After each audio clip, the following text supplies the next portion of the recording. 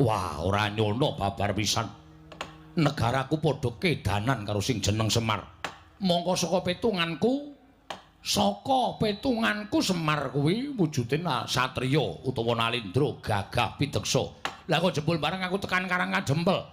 Wah, ora ngira babar pisan namung drajating wong loro saudon telu saurupan. Kowe ming drajating kawula cilik Semar. Nggih. Panci kula niku mboten duwe derajat, duwe pangkat. Kula niki ming ngesuhi para kawula sak desa Karang Kadempel. Sampean sinten sinuwun? Nalindra mburi saka negara ing Bata Sarimbak. Bata Sarimbak? Yo. Negaraku Bata Sarimbak. Wondene aku kuwi ala-ala Nalindra. Aku sinembah dening para kawula sak Bata Sarimbak. Yen takon kalawan aku Prabu Jaya Lengkara.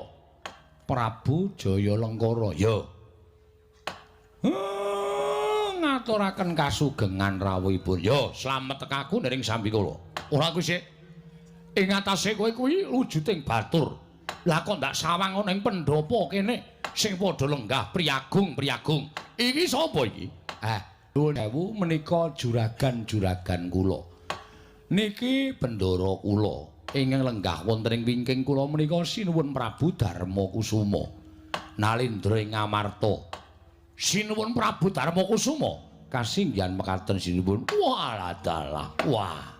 Ora ngira yen to ketemu karo sinuwun Nalindra ing Ngamarta Prabu Darmakusuma. Kondhang kalukengrat nganti tekan jagat negaraku Bata Sarimbak kabeh padha kedanan karo luhuring budi Prabu Darmakusuma. Nggih matur nuwun. Lah sing malang krek ning mburine ya sapa? Menika sinuwun Mandura. Sinuwun Mandura sapa? Prabu Baladewa. Wah dalah ing atase kowe iki ming bature kok dayohe ratu-ratu. Prabu Baladewa. Inggih. Wah, ya aku tau krungu asmaning Prabu Baladewa. Lah ingkang ning mburiku iki ngendikane receh. Ngendikane kok kepenak banget dimidhangetake. Niku sinuwun Prabu Sri Bathara Kresna. Lho. Sinuwun Prabu Sri Bathara Kresna. Nggih sinuwun. Wah, yen ngono Nalindra Titis Wisnu. Kasinggihan mekaten. Wah, dalah sinuwun. Kula ngaturaken sembah pangabekti kula kunjuk. Mboten nginter menawi kula pinanggih kaliyan Nalindra Titis Sang Hyang Bathara Wisnu. Nggih, Kisanak. Kula tampi dawah sami-sami dipun prayogaken anggitipun lenggah. Nggih, matur sembah nuwun.